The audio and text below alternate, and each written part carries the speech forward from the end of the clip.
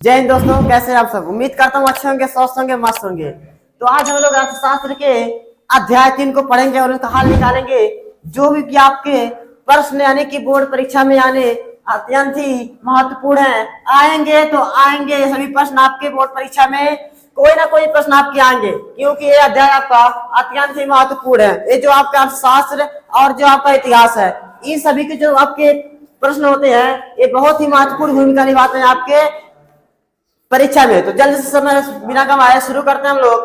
पहला प्रश्न आपका पहला प्रश्न लिखा है कि जोखिम वाली स्थिति। आप पहले प्रश्न समझिए कि आपसे प्रश्न पूछ क्या रहा है। लिखा है कि जोखिम वाली परिस्थितियों में ऋण कर्जदार हेतु, यानी कि जो आपकी जोखिम वाली स्थिति है या फिर आपकी जो आर्थिक स्थिति क्या होती है, आर्थिक स्थिति क्या होती है, मैंने आपको पिछले ही इसके प्रथम अध्याय में बता दिया आपको आर्थिक स्थिति क्या होती है। यानी कि ऐसी स्थिति जब आपकी क्या हो, एक पैसे वाली स्थिति बेहतर हो, आपकी यही आर्थिक स्थिति कहलाती है। अर्थ का मतलब ही क्या होता है, आपका पैसा होता है। यहाँ पर क्या पूछ रहा आपसे कि जोखिम वाली परिस्थितियों में ऋण, यानी कि आपकी ऐसी स्थिति जब आप यानी कि आप क्या हो, आर्थिक व्यवस्था में आप क्या हो, कमजोर हो, इस स्थिति में ऋण कर्जदार के लिए और समस्या खड़ी कर सकता है। स्पष्ट कीजिए। एक प्रश्न आपसे देखिए, ये प्रश्न आपसे पूछा है कि मान लीजिए आप अभी क्या है, आपके मान लीजिए कोई आर्थिक स्थिति या फिर आर्थिक संकट उत्पन्न हो गई है। इस दौरान आपकी जब आर्थिक स्थिति खराब है, इस दौरान आप अगर ऋण लेना चाहते हैं या फिर आप किसी से कर्ज लेना चाहते हैं, यह आपके लिए एक समस्या बन सकती है। यह आपको स्पष्ट करना है। तो देखिए आप लिखेंगे कैसे, बहुत ही महत्वपूर्ण आपके ये होता है पेपर में कि आप प्रश्नों का उत्तर किस तरह देते हैं। आप जितना ही आसान तरीके से प्रश्न का उत्तर देंगे, उतना ही आसानी से चेक करने में आसानी होगी, उतना ही अच्छे से आपको नंबर मिलेगा। तो आप पहले प्रश्न को समझिए, फिर उसका क्या कीजिए, आप उत्तर दीजिए। तो आप लिखिएगा कि जोखिम वाली स्थितियों में ऋण कर्जदार के लिए अत्यंत ही समस्या खड़ा कर सकता है। अब क्योंकि यदि मान लीजिए कि अगर आपकी स्थिति खराब है या फिर आपकी आर्थिक स्थिति दयनीय स्थिति, सामाजिक स्थिति सही नहीं है, मान लीजिए आपके घर पे कुछ नहीं है, आपका घर मान लीजिए जल गया, किसी कारणवश घर जल गया। अब क्या कीजिए, आप जाइए बैंक के पास जाइए, अब ले लीजिए, आप वहां से ले लीजिए, आप उधार ले लीजिए। कितना मान लीजिए आप ले रहे हैं कि 1 लाख, मान लीजिए आप ले लेते हैं 1 लाख रुपए, 1 लाख रुपए ले लेते हैं। अब यहाँ पर लेने की बात तो आसान बात है, ले लेना अच्छी बात है, लेकिन बात यहाँ पर समस्या खड़ा इस बात का होता है, इस बात का समस्या खड़ा होगा कि आप उसको लौटा पाएंगे या फिर नहीं। यही समस्या आपको, लौटा पाएंगे कि नहीं। यही कारण है कि कई लोग कर्ज तो लेते हैं, हमारे किसान जो होते हैं वो सब कर्ज तो लेते हैं, लेकिन उनकी जो दयनीय स्थिति, आर्थिक स्थिति गिरावट में आ जाती है, यानी कि कमी आ जाती है। जिसके कारण क्या होता है, उनका कई लोगों का ऐसे हमारे न्यूज़पेपर में आता है कि यहाँ पर क्या हुआ, ये ऐसे क्या कर लिए, फांसी लगा लीजिए।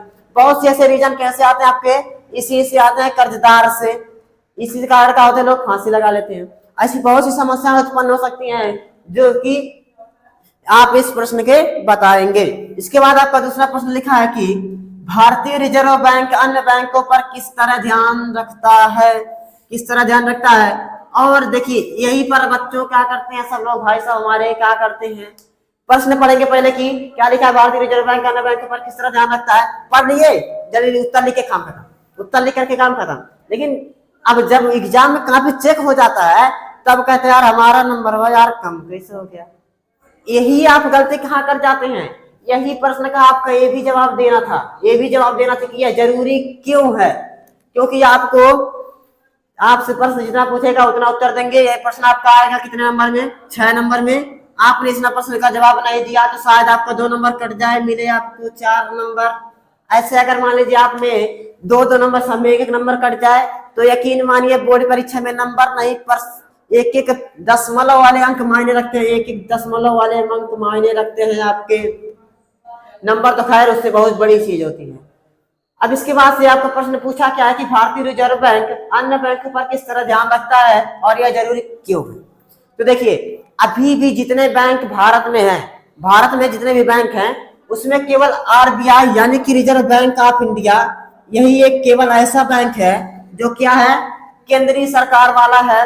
बाकी इसके अलावा आरबीआई के अलावा जितनी भी बैंक आती है आपकी, वे सभी इस पर इस चीज को याद रखिएगा, आरबीआई के अलावा जितनी भी बैंक आपकी हैं सब किसमें आती हैं, आपके अंडरटेकिंग गवर्नमेंट, अंडरटेकिंग गवर्नमेंट में आती हैं, लिमिटेड होती है सिर्फ। इसका मतलब क्या होगा, इस पे क्या होगा, इस पे क्या होगा, इस पे डायरेक्ट आपका जो प्रत्यक्ष रूप से किसका होगा, ये आपका केंद्रीय वालों का क्या होगा, इसमें अपना हाथ मतलब उनका कार्य करने की जो आपकी इनमें कारक होंगे वही होंगे। परंतु इसके अलावा जो भी बैंक है आपके, वे सब क्या है, अंडरटेकिंग गवर्नमेंट। इसमें तो आपका गवर्नमेंट का सीधा था फंदा जो भी था, लेकिन इसके अलावा जो भी बैंक होंगे उनमें क्या होगा, वे सभी सिंपल समझिए कि इसके अलावा जो भी बैंक होंगे वे सब इसके दायरे में रह करके काम करेंगे। चाहे आपका एचडीएफसी हो जाए, इलाहाबाद बैंक हो जाए, बड़ौदा यूपी, जो भी आपका बैंक हो, वे सभी इसके यानी कि ये सब क्या है, अंडरटेकिंग गवर्नमेंट यानी कि लिमिटेड है। ठीक, अब इसके बाद पूछा है कि ये जरूरी क्यों है, तो आपको पहले ही प्रश्न यानी कि आपके इतने उत्तर से समझ में आ गया कि जरूरी क्यों है। क्यों जरूरी है, क्योंकि आपने जाना कि जो आपका आरबीआई है यह किस प्रकार का बैंक है, तो आपका केंद्रीय बैंक है, यह एक लौता ऐसा बैंक है जो क्या है, केंद्रीय। वह केंद्रीय बैंक, उसके अंतर्गत सभी बैंक आते हैं, तो जरूरी इसलिए है क्योंकि क्या करेगा, उसी के अंतर्गत सभी क्रियाएं संपन्न की जाएंगी। वही नहीं रहेगा भाई, अगर आपके घर के मेन मुखिया नहीं है तो आपकी आर्थिक दयनीय स्थिति सभी खराब हो जाएंगे। ठीक, अब देखिए इसके बाद से आपका प्रश्न क्या पूछ रहा है, तीसरा प्रश्न आपसे कि विकास में ऋण की भूमिका का विश्लेषण कीजिए। अब यहाँ पर प्रश्न समझिए कि विकास, ये आपका पहला अध्याय का इनाम दे दिया है, इतना शानदार प्रश्न आपका पूछ रहा है आपसे कि विकास में ऋण की भूमिका का विश्लेषण कीजिए। अब विकास में यानी कि जो आप मान लीजिए विकास करना चाहते हैं आप, आपके विकास में जो आपके ऋण होगी, ऋण का मतलब कर्ज होता है, यह किस प्रकार भूमिका निभाता है, यह आप बता दीजिए भाई हमको। हम आपसे बस यही पूछना चाहते हैं कि जो आप मान लीजिए क्या करना चाहते हैं, विकास करना चाहते हैं, तो इसमें आपके ऋण की क्या महत्व है या क्या भूमिका है, इसको बता दीजिए। तो क्या है, जाहिर सी बात है, मान लीजिए आपके पास घर है, आपके पास संसाधन है, क्या चीज है, संसाधन। मान लीजिए आपके पास क्या है, संसाधन, मान लीजिए आपके पास क्या है, टैक्सी है, टेम्पू है, आप टैक्सी है। अब क्या करें, आप क्या करें, बैंक के पास जाए, आप क्या ले लें, कर्ज ले लें। अब आपके पास था एक टैक्सी था आपके पास, एक टैक्सी था, क्या करें आप, उसे 2 3 4 5 और टैक्सी ले लें। उसके बाद क्या करें, चलवाए लोगों से, भाई आप पे चलाइए, आप पे चलाइए, आप पे चलाइए, आप पे चलाइए, सब लोग चलाए, सब लोग आपको ला करके शाम को पैसे देंगे, आप महीने के बाद सबका सैलरी जोड़ करके दे देंगे। उसके बाद से कहीं ना कहीं आपका लाभ होगा। इस प्रकार आप पैसे कैसे करके बैंक को भी आप क्या करेंगे, लौटा देंगे। बैंक को लौटाने के बाद क्या होगा, आपका जो बचेगा उससे कहीं ना कहीं आप बढ़ाएंगे, कहीं ना कहीं आप बहुत ही महत्वपूर्ण भूमिका निभाएगा ऋण केस में, आपके विकास में। ठीक, अब देखिए इसके बाद क्या पूछा आपका चौथा प्रश्न। ये सभी प्रश्न आपके बहुत ही महत्वपूर्ण है, इन सबको आप अच्छे से पढ़िएगा और समझिएगा। देखिए पेपर में आप पढ़कर कितना जाते हैं नहीं मायने रखता है, मैं आपको बताऊं पढ़कर नहीं मायने रखता है कभी, आप कितना समझ कर जाते हैं ये बहुत मायने रखता है।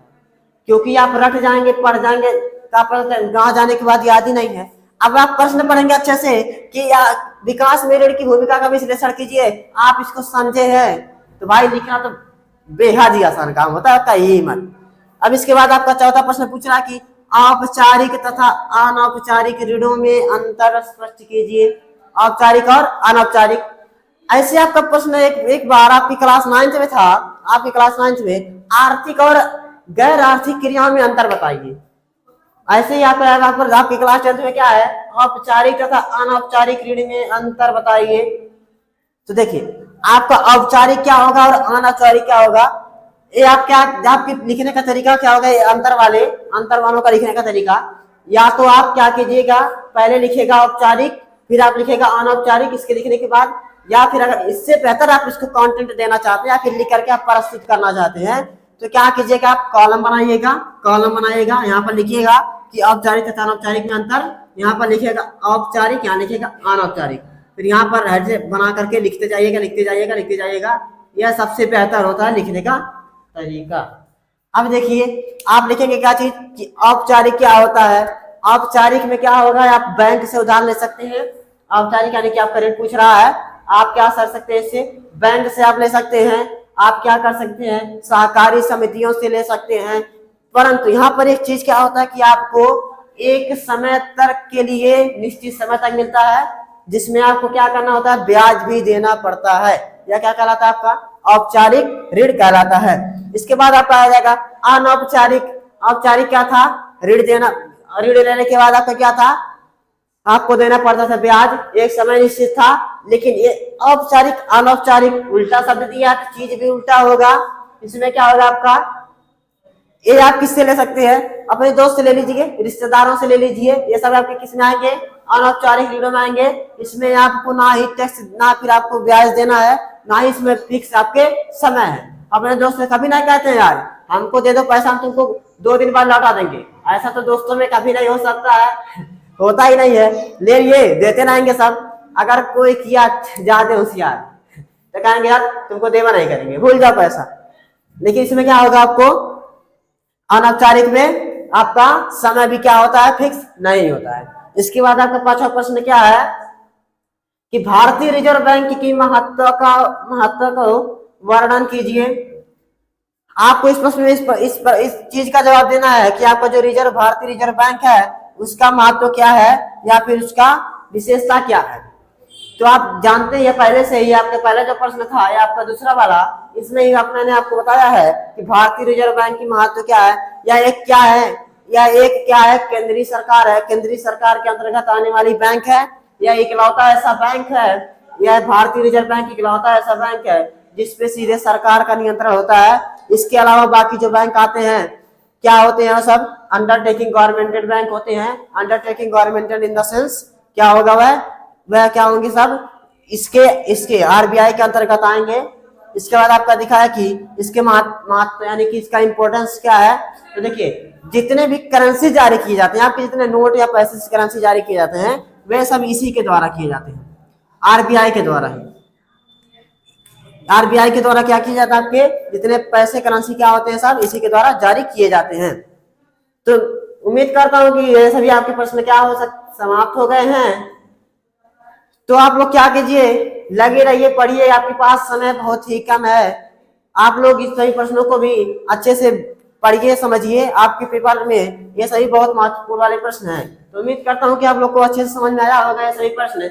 और अब आपके पास करना क्या है, लाइक कर लीजिए और हमारे चैनल को सब्सक्राइब कर लीजिए। और अगली बार मिलेंगे आपसे अच्छे से और नए प्रश्नों और नए अंदाज के साथ। तब तक के लिए धन्यवाद।